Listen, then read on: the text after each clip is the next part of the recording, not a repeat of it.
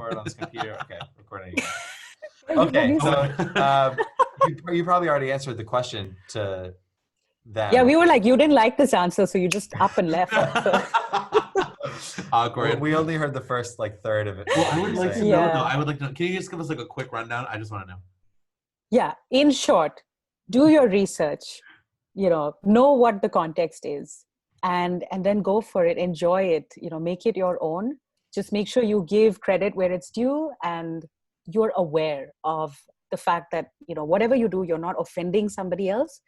I think people will always get offended in some way or the other, but as long as you know what it's for originally and how you're using it now, you're fine. I feel like a lot of times when we're exploring different cultures for an educational purpose, where you want to like say like, I am not, and we were talking about this the other day when we were discussing like what we were going to talk about on today's session. It's like, I'm not an expert in this thing, but I have a deep appreciation for it, and I've been learning about it, and I want other people to be inspired to perhaps learn about this too, and so I want to show this. I want to do this, and I think that I agree. The line between appropriation and appreciation is the communication of it, and also the amount of work that's on it. But it's also a very thin line. It is, and also everyone has a different opinion too. I saw there was a post Rob Dietz made, specifically asking about choral music and like spirituals and stuff like that. And he got so many different answers, and everyone kind of had their own thought of it. So yeah, I think everyone kind of also has a different opinion, and also the line will be in different places and for different people. But I think that's a great like standard to go by and to reach for, and like just to try to make it as good and authentic as you can. And respectful. In terms of the a cappella scene, like, I have recently, in recent years, I would say in the past 3 years, have been becoming, getting more involved with the South Asian a cappella circuit, which is actually such an interesting world because it exists alongside the contemporary a cappella world that like we kind of know, but it also, they have their own system and their own tournament and all these types of things. And I've been very lucky to be plugged into that world and kind of learn more about Indian classical singing and fusion singing and the way that these genres can come together. And I imagine that we have a bunch of people on this chat right now who are part of this community.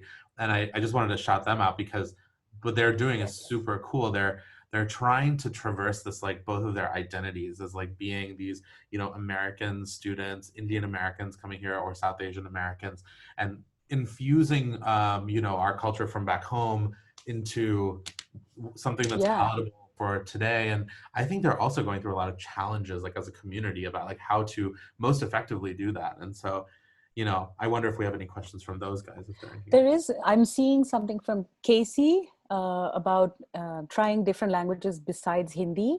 And yes, Tamil is actually a good language to try. Also, Bengali is a great language. Bengali. And yes, and I'm happy to maybe send some songs, or I don't have any of my arrangements written out. I mean, the Indian ensemble stuff is very, cluster chord heavy.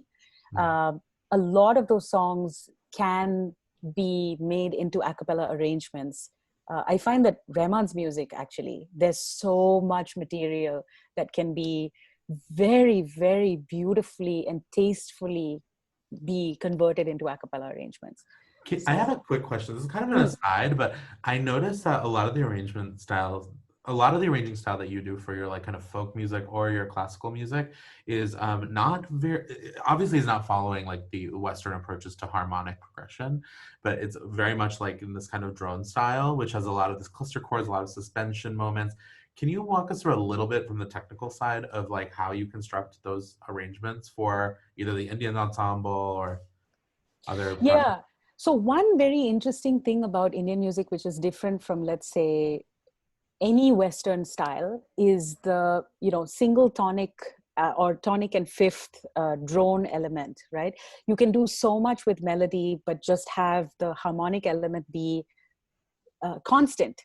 And a great place to study this is actually the music of A.R. Rahman that we just mentioned right now. I mean, he has entire songs where the bass line might be moving a little bit, but the whole song is in E5. And it allows you to be so creative with your melody and create tension with your melody within that fifth. And it's a great challenge to yourself to limit the harmonic context of a piece, and play only with melody and rhythm and phrasing to create interest, rather than, just focusing on very cool harmonic movements. So I find that keeping a key or an arrangement vague in terms of the tonal quality is really good. So doing much more of sus2, sus4, open fifths, that kind of stuff is great, because even as an improviser, you can choose to, go major, minor, anywhere you want, really. Change the seventh in as you're improvising. And it just has a different flavor that day, because everything behind you is in a sus, vague, happy, vague land, So I have two kind of thoughts. One is, how important is improvisation in your world? And two is, I want to talk a little bit about rhythm. And I know you have like a little interesting activity possibly for us too. So yeah, sure. I want to talk about that. Maybe first starting with improvisation as a tool. I think improv is so good also for arranging. I'm sure there are Bobby McFerrin fans who are tuning in. And if you are, you know what circle songs are. For anyone who doesn't know it, it's really spontaneous composition. And there are multiple techniques or multiple games or tools that you can use within the circle song idiom. One of the coolest ones for arranging is the mystery band game. I don't know if anyone has played that before. Mystery band is, you can do it with a band member as well, where you think of a song, you don't tell them what it is. They play any progression, and you have to try to fit your melody without changing the actual melody. Only the phrasing is allowed to be changed, and you have to make it fit within whatever the heck they played. That's cool. That's really fun. It's so good. That's basically what we do. Like we'll have, when we could gather, we would have friends over it sometimes. Oh my God. We'd play like the same chord progression, and we just like sing a million different songs over it. It's my favorite activity, actually. Jamming. But the thing is, if you've chosen something that is harmonically pretty odd, like, I don't know, choose Lush Life or something, and it's through composed, and then you have someone doing something extremely modal, it's so interesting because you interpret your own melody so differently, and it forces you to phrase differently because you've got to fit it in without it rubbing or feeling like it's just a cut and paste. You know what I mean? Right. So that one is one of my favorites. Also looping.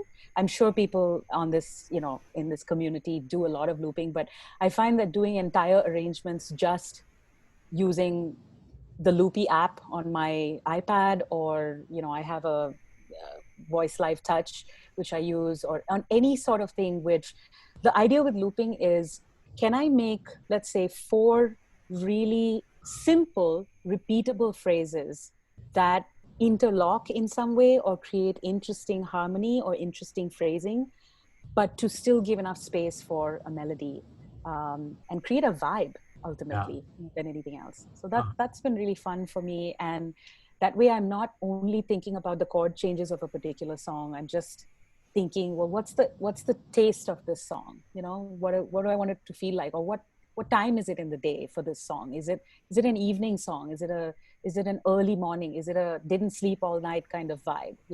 Wow, so, that's so interesting. I feel like we oftentimes think of music in that way too. Even when we were explaining one of our arrangements this morning, earlier in the session, we were saying, think of this moment in the beginning as like you're waking up in the morning, and we're trying to like slowly ease our way into the day, and it aligns so well.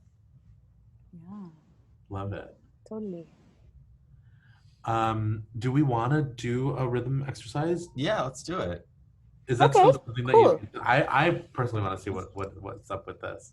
Yes. Okay. So I'll do the super short intro to Indian rhythmic tradition. And I think I sent you that. You did. Yeah, we're going to share it right now. And so we're sharing the screen. This is the one we got to share, right? Yes. Okay. is perfect. And there's a little more at the bottom. I just added something new, which I don't see it showing.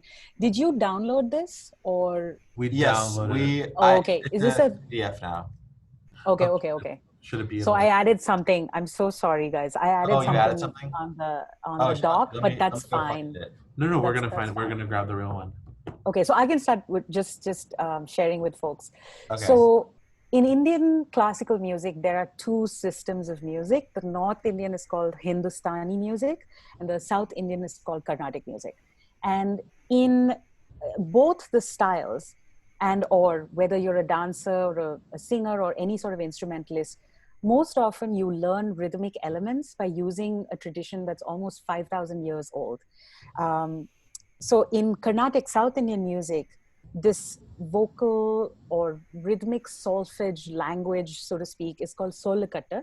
And the practice of performing it, of reciting these syllables, is called konnakol, which maybe some of you have heard about. In Hindustani music, it is based on the tabla. So it's tabla bowls, B-O-L-S.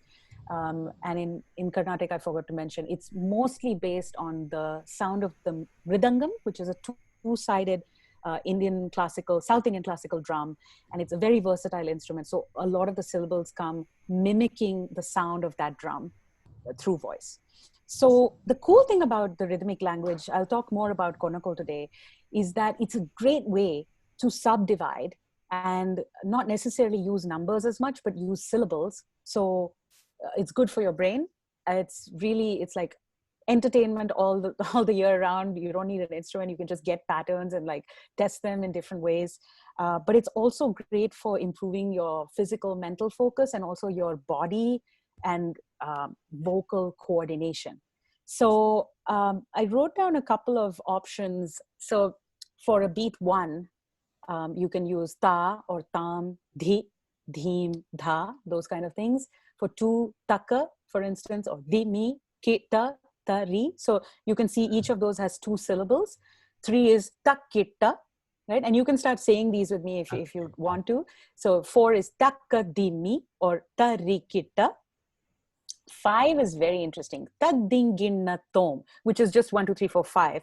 But you could also think of five as 2 plus 3, taka, takita, right? Or 3 plus 2, takita, taka. Or 1 plus 4, ta, takadimi. So if you're thinking five, I mean, there's just so many options that you can use to make it interesting. And if you think of takit, taka, takit, taka, takit, taka, as opposed to takit, taka, or takit, taka, takit, taka, takit, taka, takit, you groove differently. Or tatakatimi, tatakatimi, right? So five can be so many different things. Same thing, six, tadinginnatom, tadinginnatom, tadin, and that's an extension of the five. I chose to elongate di. Same thing if you look at 7, 8, 9, it's similar. You can either do extensions of a 5, which is taddikinnatom. I love that I'm seeing people actually recite, hey, happiness. Or you can think of, what is 9? 9 could be 4 plus 5, and 5 itself could be 2 plus 3. So if I read the very last thing on the line number 9, takdimi takita, right? Or the other one was ta ti iki idna atom ta ti iki idna to ta ti ki na tom ta, right? So that's 9 if I say it 3 times. So the beautiful thing is, it gets you kind of off page and more oral and physical when you're feeling rhythms. And I think that's the best way to learn a rhythm, to feel it in your body rather than to only mentally deconstruct it. And it's also great because if you're an Indian classical musician or a dancer, you can just speak to someone, and instead of saying, okay, come in on 4E and then do a rest on the 1, and then, it's like so difficult to explain it sometimes unless it's notated. You could say to someone, okay, play that. And, they'll remember, okay. And, or the dancer knows, the language of her feet, to actually do that. So I might actually, before we start, just give you a little, can I give you like a 2-second sample of a short composition, and then we'll break some stuff down, if that's okay. Totally. Okay, sure. So it's also very conversational. So Women of the World now, over the years, we've learned these and we've started kind of playing around with it. So one of the segments that we do is, and this is actually reminiscent of our discussions or debates when we're deciding what to eat. So Janaka Janaka Takatadin Tatardom Tatardom Tatardom Janaka Janaka Takatadin Tatardom Tardom Tardom Tardom Tardom Tardom Tardom Tardom Tardom Tardom Tardom Tangit Takadarikit Takatadit Tangit Takadarikit Takadit Tangit Takadarikit Takajonu Takajonu Takita Dit Tangit Takadarikit Takadit Tangit Takadarikit Takadit Tangit Takadarikit Takajonu Takajonu Takita Dit Tangit Takadarikit Takadit Tangit Takadarikit Takadit Tangit Takadarikit Takajonu Takajonu Takita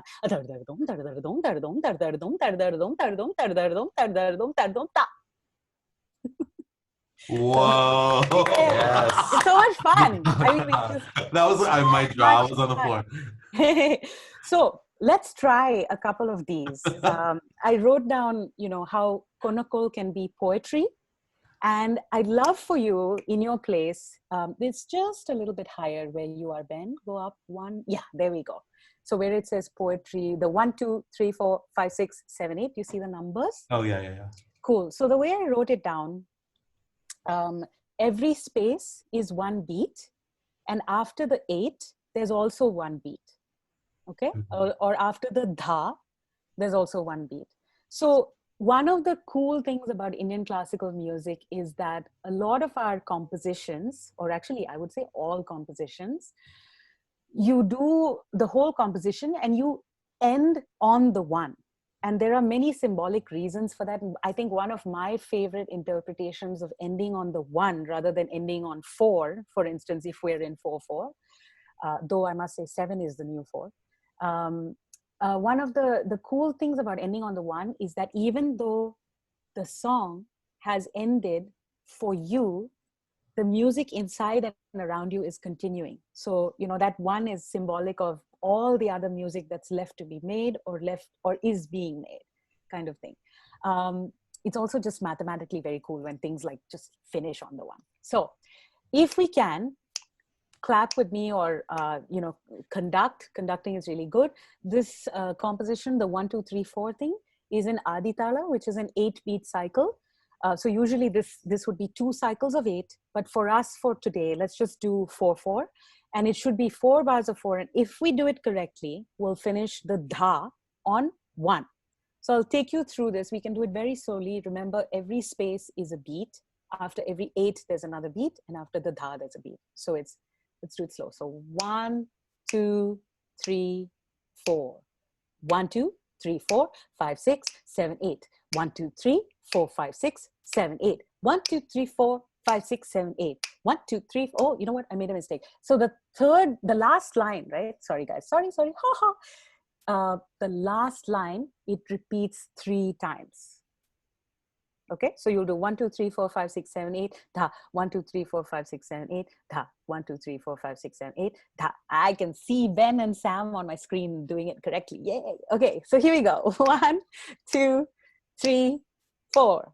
1, 2, 3, 4, 5, 6, 7, 8. 1, 2, 3, 4, 5, 6, 7, 8. 1, 2, 3, 4, 5, 6, 7, 8. 1, 2, 3, 4, 5, 6, 7, 8, dha. 1, 2, 3, 4, 5, 6, 7, 8, dha. 1, 2, 3, 4, 5, 6, 7, 8, dha. Did you end on dha? Yes! I'm so happy. Yeah, round of applause. So fun. Yay! So, I mean, this is so easy, right? What if you started adding notes to this, like 1, 2, 3, 4, 5, 6, 7, 8. 1, 2, 3, 4, 5, 6, 7, 8. 1, 2, 3, 4, 5, 6, 7, 8. 1, 2, 3, 4, 5, 6, 7, 8. Dha. 1, 2, like whatever. Like you just make it up, right? Yeah, Bran. Bran, I said, Ben. So that's Ram and Sham. cool way. That's a cool way to compose. That's a cool way to just think differently about rhythmic stuff in your group as an a cappella group. As beatboxing. There's so much that you can do if you just think of how to mess with rhythms and also phrase or write melodies based on these kind of rhythms, Yeah. So cool. I feel like one area that I would that I would be interested in utilizing some of this technique is to create like maybe like drum fills like in for like moments in like a cappella, even like Western pop arrangements and stuff like that. It could be really interesting to be able to subdivide that moment into all these different groupings and see if like that could be a cool way to create like a new sounding, you know, we often talk about like when we're arranging, we're like, okay, this is the hits section. So it's like, does the hit come in like 1, 2, 3, ba, ba, you know, and I feel like with this type of technique, you can open your mind a little bit about possible other. Like we can do it right now. You know, we can do it on the fly right now. Like if it was just going 1, 2, ta, ta, or 3, 4, 1, 2, ta, 2, 3, or 1, 2, something like that, or 1, 2, then da, or you know, like anything. Like there's so many different ways, and you can just look at those numbers 1 through 9 and pick out literally anything, you know, to fit in your gap. Yeah. Also, there's this guy on Instagram, BC Manjunath. He's my teacher. He's so cool. So good. I'm just gonna put his Instagram handle in the chat. Yes. Everyone follow him. He's so amazing. Yes. Actually, this 1, 2, 3, 4 was his. I picked it up from one of his videos. Is he the guy who does the videos? Yeah, he's. That one. Oh yeah, this guy's amazing. I love him. And then there are people that do like marching band covers of his stuff, and like it's the videos are so wild, and also it's notated, which is really cool to see. Yeah. So cool. Also, if you guys are not following Annette, make sure you follow her Instagram as well. It's Annette_Philip, and Philip has 1 L. I never knew that. I thought it was 2 L's. But that is so cool. This is an amazing. Do you mind if we share this worksheet with everybody? Yeah, go for it. Proprietary information. No. We have a person who is really great at taking notes, and I would love for him to be able to include these in the notes. Yeah. Actually, we'll like send him the document. Yeah, we'll send him the document. You can incorporate it. If you are going to send this, just add the new thing that was added on the Google Doc, which was the big 7. And I'd love to share this. I don't know if we have time. It is the big. Where's? Oh yes, the last thing at the bottom. Okay. The last thing at the bottom. So okay, so how many people on this chat, and I'm not able to see the chat right now, but how many people are afraid of odd meter? Everyone. Okay. So sweet. Probably a lot of people. Okay. So odd meter is actually our friend. You know, they're just, they just speak a slightly different language, but they're actually very kind and very sweet people. So first of all, embrace the odd meter. And secondly, start to maybe just dive in to doing more of this kind of stuff. So the exercise I want to share with you it goes like this. I'm not going to tell you what time signature this is. I'm just going to set a basic beat, and I want you to just tell me, and I'll do it 4 times. Tell me what time signature this is. Okay, so I'm starting here. 1, maybe there's a pulse. This is not in 4. I'm just going to do a pulse. So 1, 1, 2. So 1 is obviously the start. When I finish 1, 2, 3, 4, that's where it ends. So 1, 1, 2, 1, 2, 3, 1, 2, 3, 4. 1, 1, 2, 1, 2, 3, 1, 2, 3, 4. 1, 1, 2, 1, 2, 3, 1, 2, 3, 4. 1, 1, 2, 1, 2, 3, 1, 2, 3, 4. Any guesses? Yeah, exactly. Okay, everybody got it. It's all 7, right? So it's a good exercise to start. Step 1, we clap and we say it together. Okay, so here we go. So 1, 2, 3, and 1, 1, 2, 1, 2, 3, 1, 2, 3, 4. 1, 1, 2, 1, 2, 3, 1, 2, 3, 4. 2 more. 1, 2, 1, 2, 3, 1, 2, 3, 4. 1, 1, 2, 1, 2, 3, 1, 2, 3, 4. Cool? That's okay? So far, so good. Okay. The other thing is just keep a pulse going. So like 1, 1, 2, 1, 2, 3, 1, 2, 3, 4. 1, 1, 2, 1, 2, 3, 1, 2, 3, 4. Keep a pulse going. And then the trick is the next level. Maybe the easiest way is to give you the pulse here. I'll clap. 1, 1, 2, 1, 2, 3, 1, 2, 3, 4. That's what I meant by pulse. Are you able to hear the pulse? I don't know. Am I covering my mic? I don't know. 1, 1, 2, 1, 2, 3, 1, 2, 3, 4. 1, 1, 2, 1, 2, 3, 1, 2, 3, 4. You hear the Yeah. right. Okay. So second version, 7, is you say it in half time, but you keep clapping in the normal time. Okay. So you're doing half time would be 1, 1, 2, 1, 2, 3, 1, 2, 3, 4, right? You're feeling this tempo, keeping going, keep on going, but you're clapping 1, 1, 2, 1, 2, 3, 1, 2, 3, 4, 1, 1, 2, 1, 2, 3, 1, 2, 3, 4. So tell you what, if you're able to, you clap the 1, 1, 2, 1, 2, 3, 1, 2, 3, 4, and I'll say the slow, the big 7 over this. Ready? 1, 2, 3, 4. 1, 1, 2, 1, 2, 3, 1, 2, 3, 4. 1, 1, 2, 1, 2, 3, 1, 2, 3, 4. Okay. So it may feel like, trust me, I took a long time to get this. Like I was doing this everywhere, like in the bathroom, on the bus. I was just like obsessed with getting it right. And then the third version of this is that you could do double time spoken, but still clap the normal. So I'll take it a little bit slower. So let's do the normal speed once. So little slower. 1, 2, 3, 4. 1, 1, 2, 1, 2, 3, 1, 2, 3, 4. 1, 1, 2, 1, 2, 3, 1, 2, 3, 4.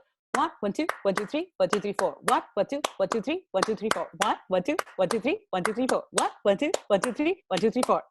I think I made a mistake. 1, 1, 2, 1, 2, 3, 1, 2, 3, 4. 1, 1, 2, 1, 2, 3, 1, 2, 3, 4. 1, 1, 2, 1, 2, 3, 1, 2, 3, 4. 1, 1, 2, 1, 2, 3, 1, 2, 3, 4. Yeah, that was right.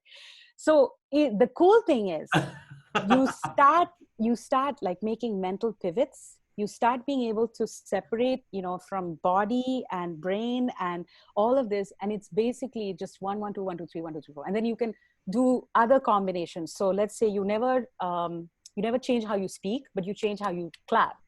So let's see if we can do the big clap on this, but the mouth, the normal, So 1, 1, 1, 2, 1, 2, 3, 1, 2, 3, 4. 1, 1, 2, 1, 2, 3, 1, 2, 3, 4. 1, 1, 2, 1, 2, 3, 1, 2, 3, 4. 1, 1, 2, 1, 2, 3, 1, 2, 3, 4. Okay, hopefully I think that was right.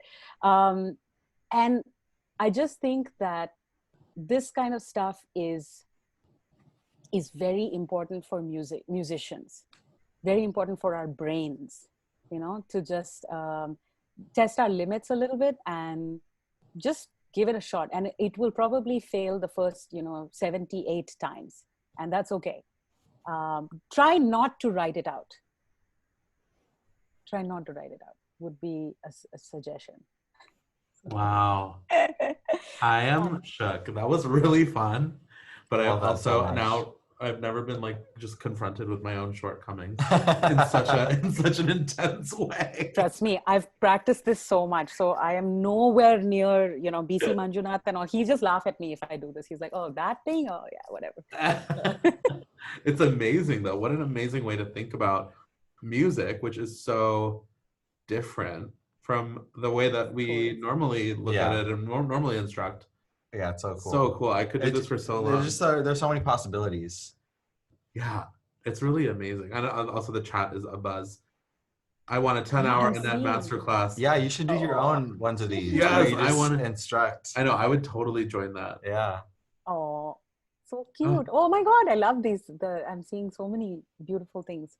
I'm so happy that we're all nerds and we like random things for our brains. Oh yeah. Oh, it's amazing.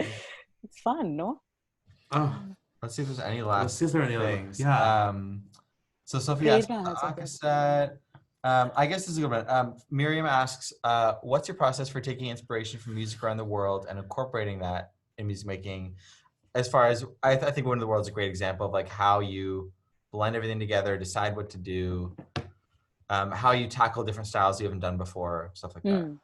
So our first thing is that as a group, we try to listen a lot. We try to listen to as many different types of music, all sorts of genres. Like even yesterday, I just thought, I try to think of a random country. So yesterday I thought Uzbekistan.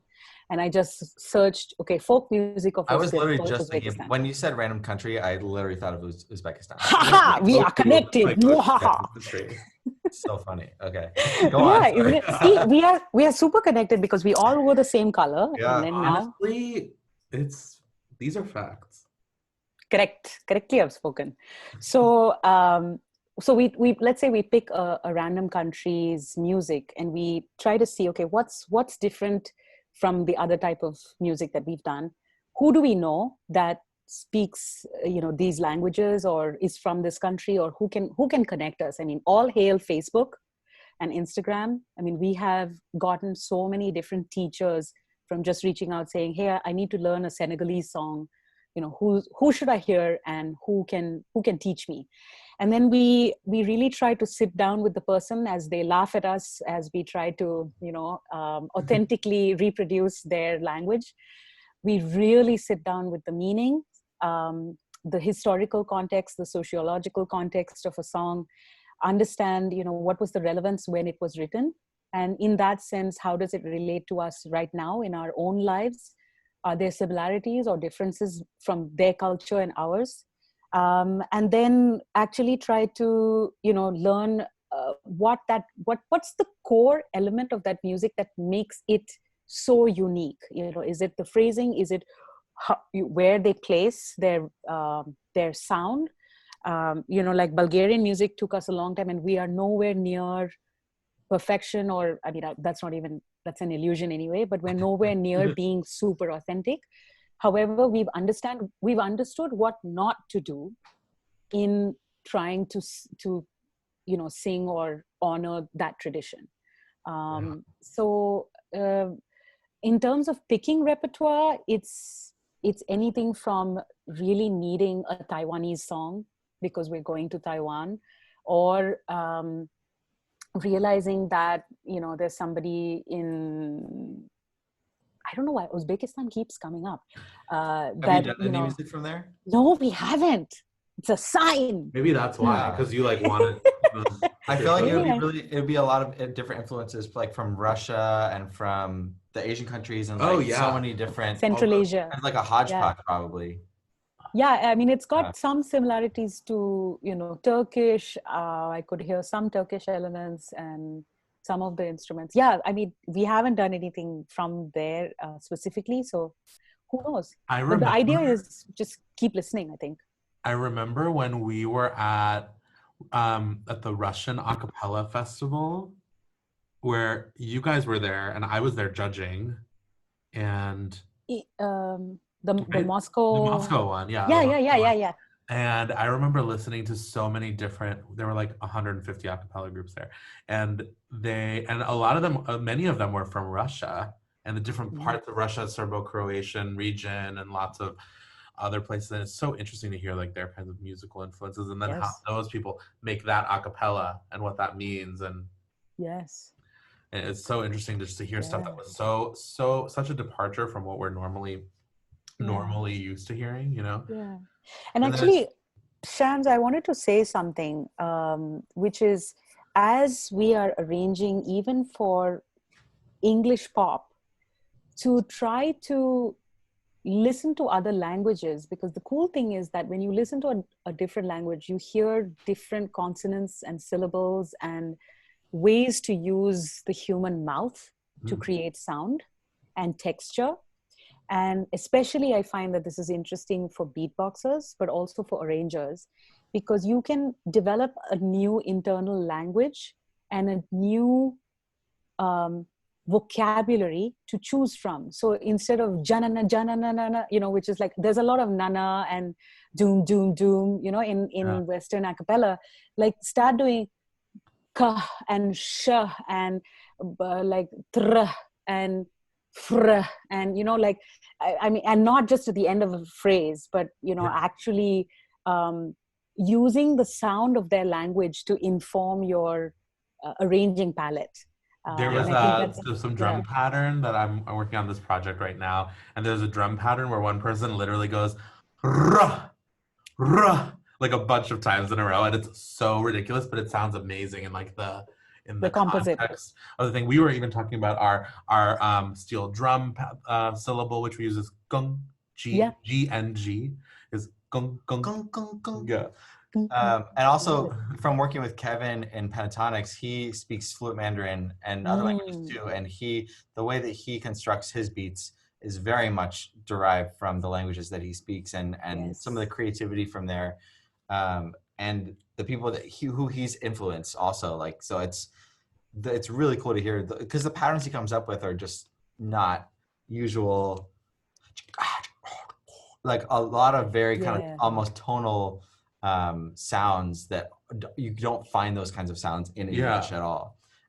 So they're so dynamic and they tell more of a story. I think one really interesting point that you hit, Annette, is when you are learning a language, another language, you're learning about the culture and the priorities of those people in that culture, right? And like why their language is created as why such. It has 7 words for milk and not any words for something else. Exactly. And so, you know, in learning different languages, I think we also I think it's really great that because you guys are learning how to sing in multiple languages, that you take a comprehensive approach and a more holistic approach to learning. You're not just saying, okay, this is how I pronounce it.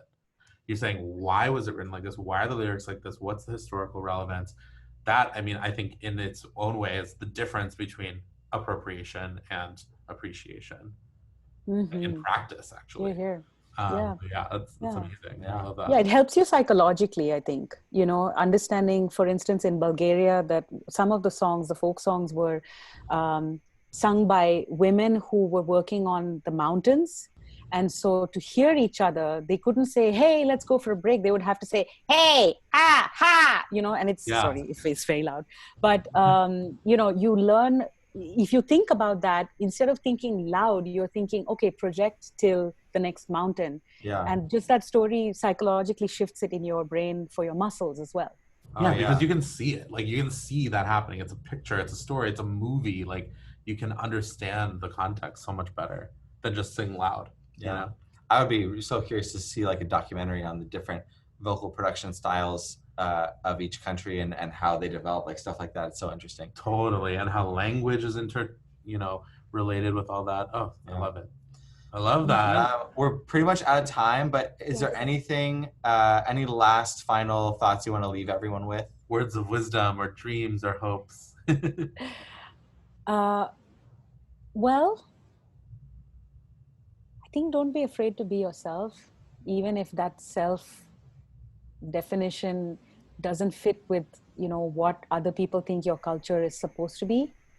It's just, you know, there's nobody else like you. There's no one who can do things like you, and there's no one who sees the world like you, and there's space for all of us. And please don't dim your light. Like, just please be your gorgeous, exquisite, delightful self. I think a lot of us are struggling with self-doubt, and I know I am, and questioning our decisions, artistic or otherwise. And also, even in lockdown, I think just feeling like we have to produce or we have to show up and do things, and, you know, take your own time. Amazing. Amazing. Really, really good message for people.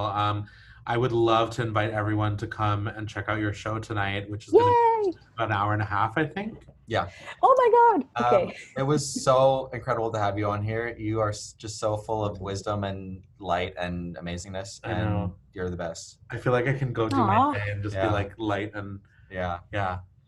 Amazing. Ben Shams, big virtual hugs. Big hugs. We love you. Oh, you're amazing. I can't wait to come visit in Boston. It's been so long. Yeah, come. We'll hopefully. I am praying that the Chinese hot pot place in Chinatown in Boston is still open. I hope they survive. Oh, wait, which one? We have to go. It's right at the, you know, where the arc. Yeah, I know exactly. Arch. I always get it wrong. Same thing.